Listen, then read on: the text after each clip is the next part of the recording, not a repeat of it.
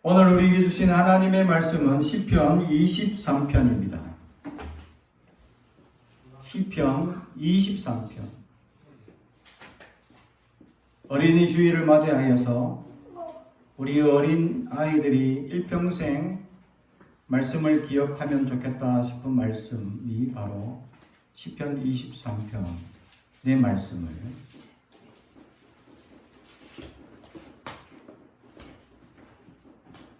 우리 다 같이 한 목소리로 처음부터 끝까지 한 목소리로 봉독하겠습니다. 하나님의 말씀을 경청해 주시기 바랍니다. 시작. 여호와는 나의 목자시니 내게 부족함이 없으리로다.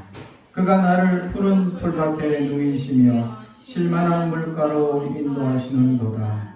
내 영혼을 소생시키시고 자기 이름을 위하여 의의 길로 인도하시는도다. 내가 사망의 음침한 골짜기로 다닐지라도 해를 두려워하지 않을 것은 주께서 나와 함께 하심이라. 주의 지팡이와 막대기가 나를 안위하시나이다. 주께서 내 원수의 목전에서 내게 상을 차려주시고 기름을 내 머리에 부으셨으니 내 잔이 넘치나이다. 내 평생의 선하심과 인자하심이 반드시 나를 따르리니 내가 여호와의 집에 영원히 살리로다. 아멘. 우리 가슴에 손을 얹고 축복의 언어합니다. 나는 하나님의 사람입니다. 축복의 사람입니다. 우리 가정은 영혼이 잘됨 같이 범사가 잘되고 강건하여지는 가정입니다. 우리 교회는 번성하고 창대하게 되며 하나님의 언약이 이루어지는 교회입니다. 아멘.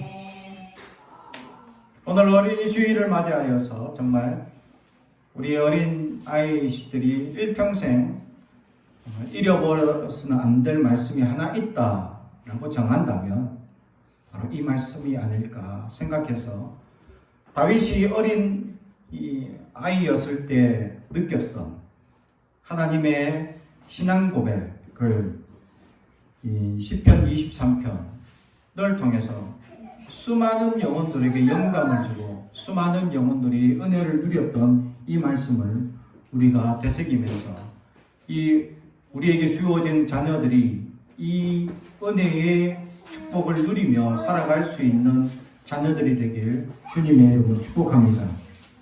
오늘 말씀은 우리가 너무나 잘 아는 말씀이죠. 다윗이 일평생 살아가면서 어쩌면 하나님이 지켜주시고 함께 해주신 위대한 역사에 대해서 감격하면서 지은 시편인데 어찌 보면 시편 중에서 가장 빛나는 말씀이고 시편에서 가장 중요한 메시지이기도 한 말씀이다라는 사실이죠. 우리가 하나님을 찬양하는 노래가 있다면 이 시편 23편만큼 찬양할 수 있을까 할 만큼 정말 하나님을 완벽하게 찬양하는 말씀이다라는 사실이죠. 사랑하는 성도 여러분, 여러분은 하나님을 찬양합니까? 얼마나 찬양합니까? 여러분은 얼마나 하나님 말씀 앞에 영광과 존귀를 드리기 위해서 찬양 앞에 집중해 봅니까? 그죠? 최근에 우리 집에 우리 막내가 아주 이상한 노래로 푹 빠져가지고 난리가 났습니다. 입만 열었다 하면 저도 모르는 이상한 트로트를 부르고 난리 났습니다. 미스터 트롯이 끝나고 나면서 그러면서 막 미스터 트롯에서 나왔던 노래들을 막 불러대는데 심상치 않아요. 아주 구슬프게 너무 잘 불러. 깜짝 놀랍니다. 그죠? 그래서 오늘 재롱잔치로 트롯을 부르겠다고 이거 좀 생각해 봐야 되지 않을까 하면서 제가 고민을 하고 있는 중입니다. 그렇죠? 우리 어린 아이들이 기뻐하며 즐겁게 부를 수 있는 노래, 얼마나 하나님의 은혜가 담겨 있고 하나님께 감사가 담겨 있는 이 찬양만큼 중요한 게 있을까라는 사실이죠. 사실 이 세상 노래가 좋은 것도 많이 있습니다. 건전가요나 또 세상 노래 가운데 참 좋은 이 내용들이 많이 있어요. 거기에 님이나 또는 그대를 빼고 주님을 딱 넣어보면 완전 주님을 찬양하는 그런 가사가 되는 가요도 있다라는 사실이죠. 그런데 우리가 주님 앞에 찬양하는 마음이 늘 있어야 한다. 다윗이 이만큼 좋은 찬양을 드릴 수 있었던 것은 늘 하나님을 찬양하고 경배하는 사람이었다라는 사실이죠. 특히 그가 찬양할 때에 어떤 놀라운 역사가 일어났느냐. 사울이 악신이 들려 괴로워하고 머리가 아파 힘들어할 때에 다윗을 불러서 찬양하게 하니 그 악신이 떠나가더라. 이게 성경의 말씀이었다. 할렐루야. 귀신을 물리치고 악신을 물리치고 악한 영혼을 떠나가게 할 수 있는 방법은 무엇입니까? 찬양. 할렐루야. 지금 이 온 세계가 코로나라는 병마로 말미암아 병들어 있는 이 땅에 이 병마를 물리칠 수 있는 능력은 찬양밖에 없습니다. 찬양을 하나님 높이 올려드릴 때 하나님께서 이 코로나 병마가 떠나갈 줄로 믿습니다. 근데 우리 안에는 이 병마로 말미암아 하나님의 강대하심, 위대하심을 찬양하며 선포하며 이 병마가 떠나가기를 소망하기보다는 위축되고 연약해지고 나약해진 우리의 믿음을 바라볼 수 있었다라는 사실. 여러분은 어떻습니까? 하나님을 얼마나 찬양합니까? 얼마나 경배합니까? 얼마나 하나님 찬양 앞에 집중해 봅니까? 라는 사실이죠.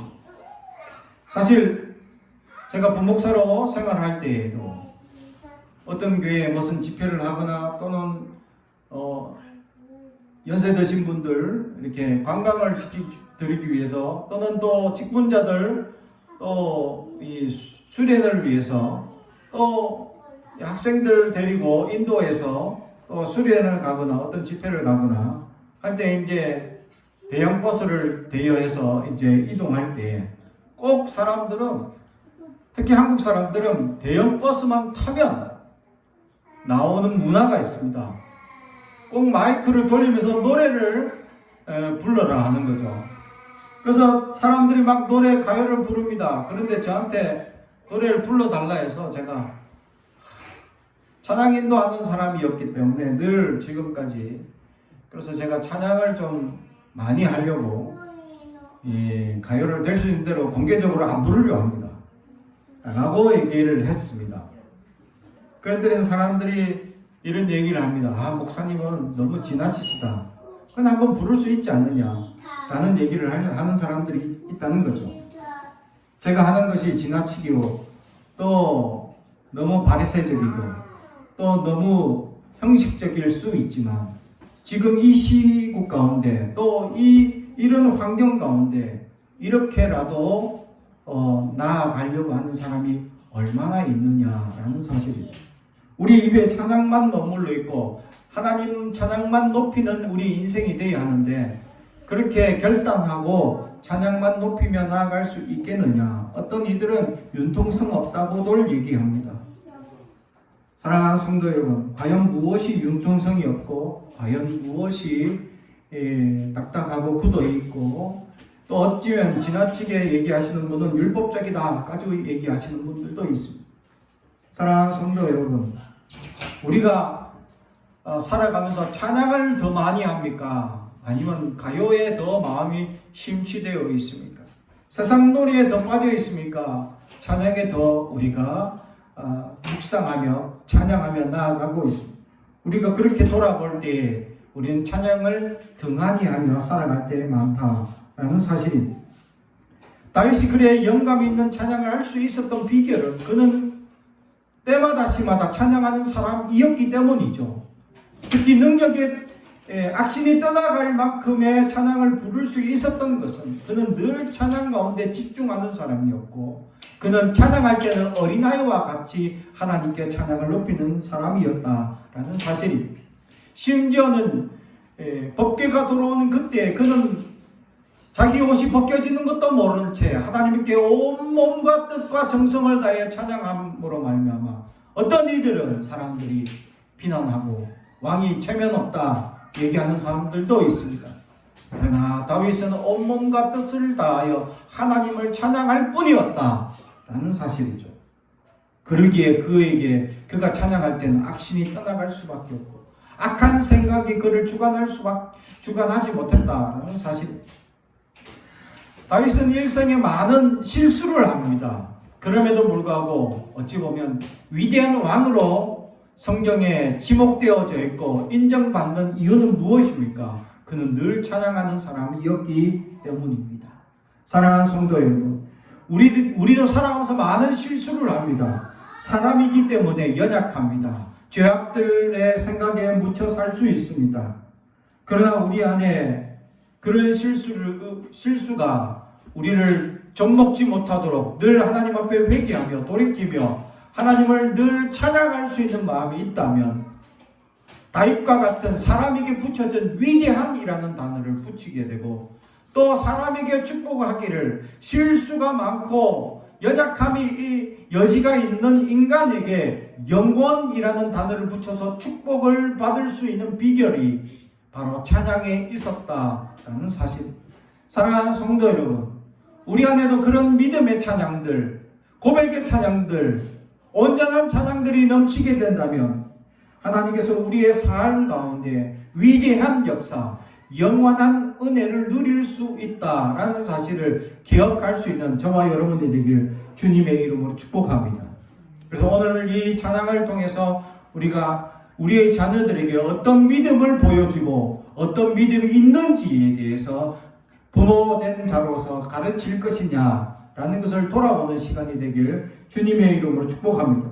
첫 번째로 1절에 여호와는 나의 목자시니 라고 되어져 있습니다. 여호와는 나의 목자시다. 이것은 나를 돌보시는 분, 나를 지켜주시는 분, 나의 안전하게 지켜주시는 그런 분이시다 라는 고백입니다. 그렇습니다. 주님은 나의 완전히 나를 지켜주시는 분이다 라는 인정을 하고 있다는 것이죠. 사랑하는 성도 여러분, 세상의 모든 풍파와 어려움 가운데서 나를 완벽하게 지켜주실 수 있는 그런 분이 바로 주님밖에 없음을 우리는 알아야 합니다. 세상의 어떤 것에도 흔들리거나 세상의 어떤 것에도 연약하여 넘어지거나 좌절하거나 시험 들거나 또 수많은 어려움으로 말미암아 우리가 근심하거나 걱정할 때에 두려워하지 않을 방법이 하나 있는데 오직 주님이 나의 목자시다 라는 사실을 우리가 잊지 않아야 한다라는 사실이죠. 사랑하는 성도 여러분, 그렇습니다. 주님은 우리의 목자이십니다. 우리를 지켜주시고 우리를 양육해 주신다라는 사실이죠. 이 목자라는 단어, 로이라는 말은 라라는 먹이다 또는 양육하다, 다스리다 또는 관계를 맺다라는 말에서 시작합니다. 다시 말하면 하나님이 우리와 관계를 맺고 싶어 하신다. 다윗이 하나님이 우리와 관계를 맺고자 한다라는 이 개념을 깨달았다라는 사실입니다. 구약의 하나님은 우리 인간과의 관계에 맺고자 하는 그 믿음을 발견할 수 있는 여지가 쉽지 않다는 사실입니다. 왜냐하면 하나님은 전능하신 하나님이시기 때문에 우리는 연약한 인간입니다. 그래서 하나님을 만난다는 것만으로도 우리는 죽습니다. 그래서 하나님은 저 높은 곳에 계십시오. 그냥 말씀만 이렇게 던져주십시오 라는 것이죠. 사랑하는 성도 여러분, 하나님이 우리와 관계를 맺고 싶어 하시는 분이시다라는 것을 이 로이라는 말을 통해서, 목자라는 관계를 통해서 우리에게 말해주고 있다는 것이죠. 사랑하는 성도 여러분, 목자 입장에서 하나님은 우리를 양으로 찾아오시고 돌보시고 어루만져 주시고 관계 맺어 나가기를 원하고 있다라는 사실. 이는 완벽한 목자상을 우리에게 보여주고 있는 것입니다. 완벽하게 우리를 지켜주시고 보호해 주신다라는 의미가 담겨져 있다라는 사실이죠.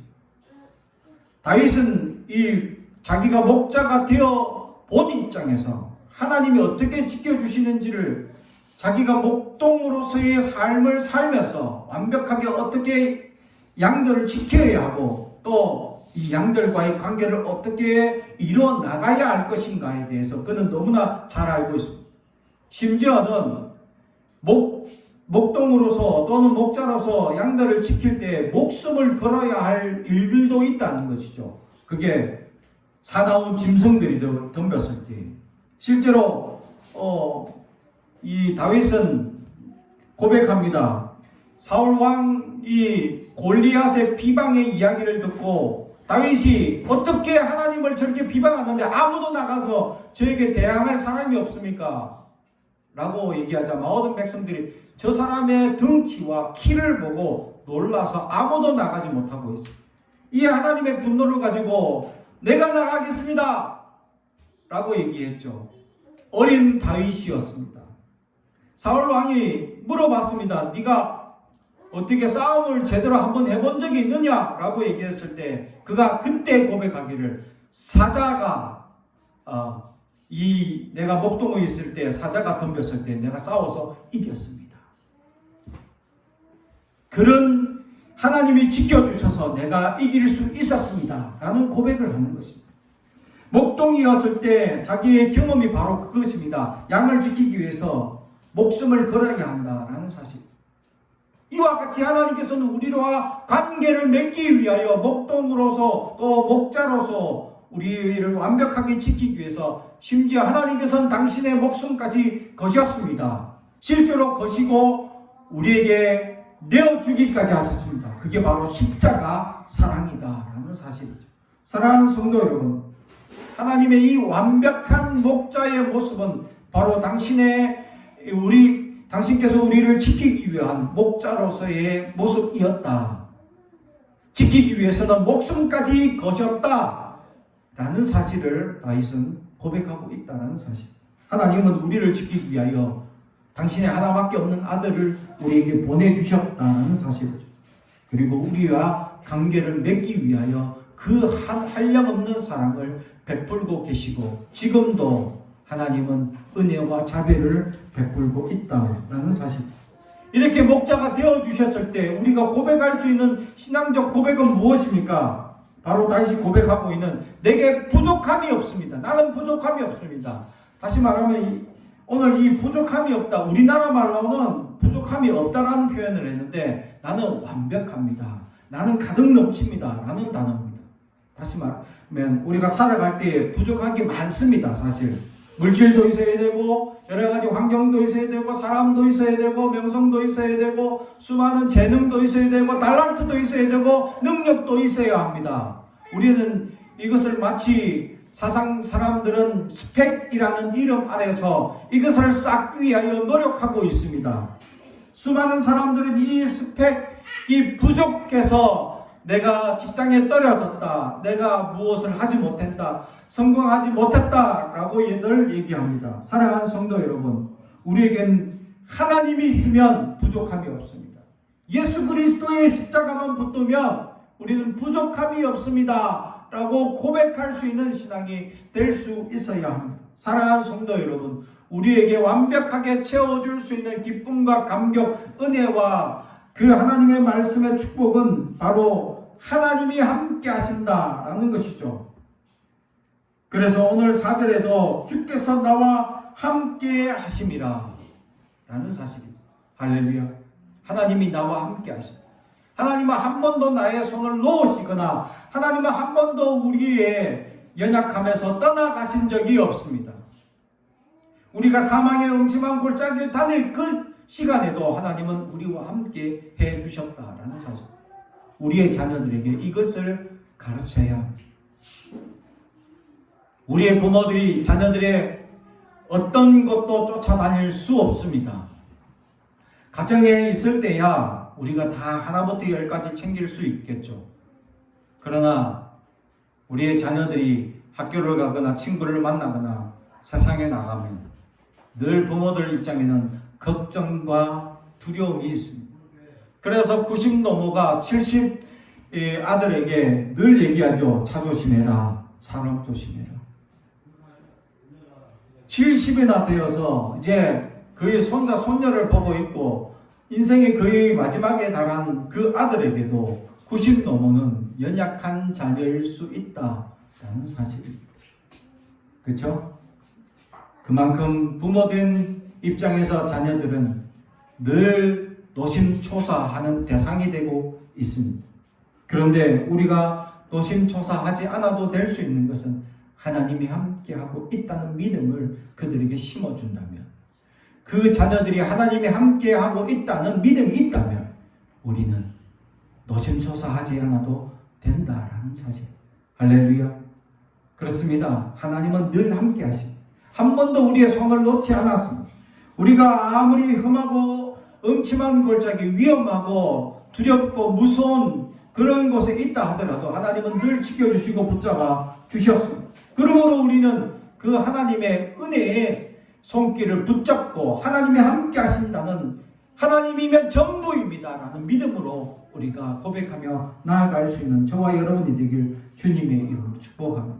두 번째는 함께 하시는 하나님께서 우리를 어떤 것으로 인도해 주시느냐. 오늘 성경에 좋은 곳이 많이 나옵니다. 바로 푸른 풀밭, 쉴 많은 물가, 또 의의 길, 이런 것들로 우리에게 함께 해 주신다고 말씀해 주고 있습니다. 푸른 풀밭, 바로 풀이 나고 싹이 나는 이 초원을 의미하고 있다. 양들에게 가장 필요한 이 양식이다라는 사실이죠. 다시 말하면 양들이 가장 필요한 양식이고 꼭 있어야 할 양식, 우리에게 하나님께서는 있어야 할 물질, 우리가 있어야 할, 하나님은 이 기본적인 양식을 알고 계십니다. 그러면 하나님을 의지하고 하나님이 함께 하신다는 그 은혜는 무엇이냐? 하나님께서는 때마다 시마다 우리를 먹을 것과 입혀주시는 것과 함께 해주시는 그 은혜가 있다라는 사실을 믿는 것입니다. 할렐루야. 하나님은 우리가 줄여 있기를 원치 않습니다. 심지어 하나님의 선지자 엘리야 선지자는 줄여 죽으려고 하는 그 로덴나무 아래에 있을 때 까마귀를 통해서 하나님은 그를 먹이시고 입히셨습니다. 할렐루야. 이스라엘 백성들은 40년 광야 생활에 만나와 메추라기로 입히시고 먹이셨습니다. 그리고 40년 동안 옷 하나도 닳지 않는 기적의 역사가 일어납니다. 사랑하는 성도 여러분, 40년을 입었는데 안 달아. 40년을 입었는데 헐지 않아. 그런 메이커 있나요? 그런 좋은 옷이 있을까요? 있습니다. 하나님 메이커입니다. 하나님이 함께 하시는 메이커. 예수 그리스도이십니다. 십자가라는 메이커입니다. 우리는 그분을 의지하고 하나님이 함께 해주신다면, 하나님이 먹이시고 입히신다는 놀라운 역사를 발견할 수 있다라는 사실이죠. 사랑하는 성도 여러분, 입히시고 먹이시는 그 놀라운 은혜가 여러분들에게 넘치길 주님의 이름으로 축복합니다. 그분은 우리가 푸른 초장에 있어야 할 줄로 아십니다. 쉴만한 물가에 있어야 할 줄 아십니다. 특히 우리가 살아가면서 의의 길, 하나님께서 우리가 의로운 길, 정의로운 길, 평안한 길로 가야 할 줄도 알고 계십니다. 그래서 그렇게 세워주시고 함께 해주십니다. 심지어는 오늘 소생시킨다고 말씀하시죠. 필요하면 우리에게 생명력도 불어 넣어주셔서 함께 해주시겠다라고 말씀하십니다. 사랑하는 성도 여러분, 다윗은 이것을 알았습니다. 하나님께서 소생시키시고 우리에게 생명력을 불어 넣어주신다라는 사실이죠.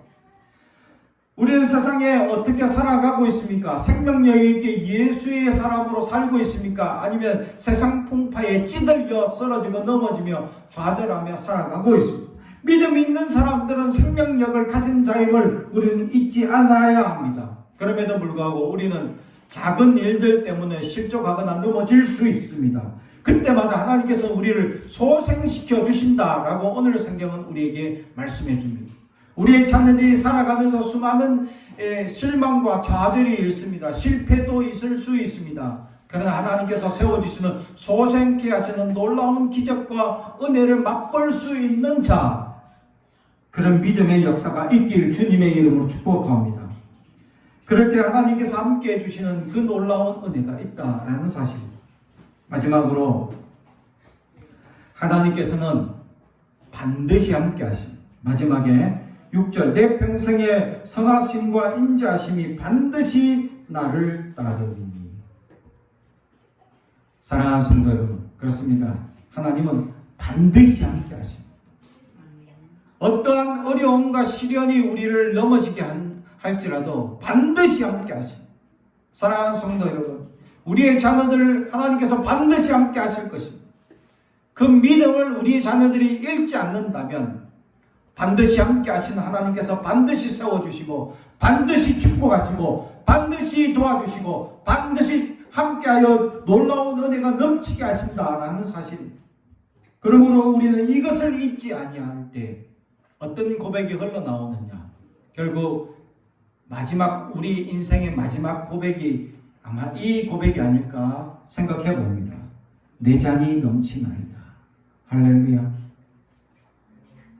늘 두렵고 늘 연약했고 늘 나약했고 늘 시달렸고 어려웠지만 하나님이 함께 해주셨던 역사를 돌아보면 내 잔이 넘치나이다 라는 고백을 마침표할 수 있습니다. 사랑하는 성도 여러분, 아직도 나는 목말라 하고 있습니다. 나는 세상에 무엇에 목말라 하고 있습니까? 물질에 목말라 하고 성공에 목말라 하고 있습니까? 예수가 전부임을 매달려 보셨습니까? 그렇다면 하나님이 함께 해주시고 반드시 지켜주신다는 그 믿음 가운데 나아간다면 결국 우리는 내 잔이 넘칩니다. 내 잔이 넘쳐서 너무 감사합니다 라고 마침표의 인생을 마칠 수 있습니다. 사랑하는 성도 여러분, 우리의 자녀들에게 바로 이 주님을, 이 찬양을 전하는 저와 여러분이 되길 주님의 이름으로 축복합니다. 우리 안에 정말 하나님의 놀라운 은혜와 축복이 가득 넘칠 수 있도록 우리의 자녀들에게 반드시 함께 해주시는 은혜와 하나님께서 함께 하심으로 지켜주시는 은혜를 고백하고 나아갈 수 있는 저와 여러분이 되길 주님의 이름으로 축복합니다. 기도하겠습니다. 사랑과 정이 가득하신 아버지 하나님 감사합니다. 오늘도 우리에게 말씀을 주시니 감사합니다. 주여, 다윗이 고백한 이 고백처럼 우리의 자녀들에게 온전히 가르치며 온전히 본을 보이며 온전한 믿음의 역사를 보여주는 믿음의 부모들이 되게 하여 주옵소서. 그래야 이 땅에 어떤 환난이 있거나 두려움이 있거나 실패가 있거나 좌절이 있거나 눈물이 있을 때마다 주님이 함께하여 주십니다. 내 잔이 넘칩니다. 반드시 함께 하심으로 감사합니다 라는 고백이 넘칠 수 있도록 우리를 지켜주시옵소서. 감사드리며 예수님의 이름으로 기도드리옵나이다. 아멘.